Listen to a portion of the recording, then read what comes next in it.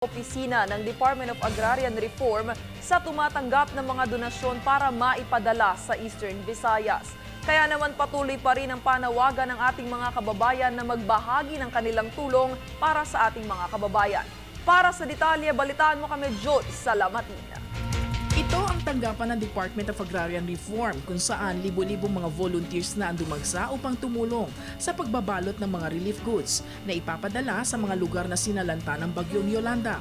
Isa lamang andar sa maraming lokasyon sa buong bansa na nagsasagawa ng relief drives kung saan maraming Pilipino at mga dayuhan ang nagbigay ng kanilang mga donasyon at oras upang mag-ambag ng tulong.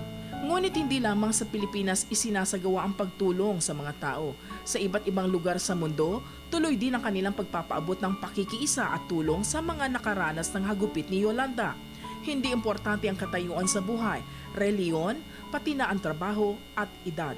Sa usapin ng pagtulong sa kapwa, ang importante ay sa panahon ng pangangailangan, ipinapakita natin na handa tayong tumulong. May ilan ding mga celebrity ang nagbigay tulong sa kanilang mga sariling paraan.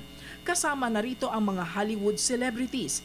Ipinakita ng buong bayan pati ng mundo na sa panahon ng kalamidad, kaya nating magsama-sama at magtulungan na pagdating ng isang trahedya, tayo ay may katuwang sa pagbangon. Para sa Telebisyon ng Bayan, Joyce Salamatin, nag-uulat.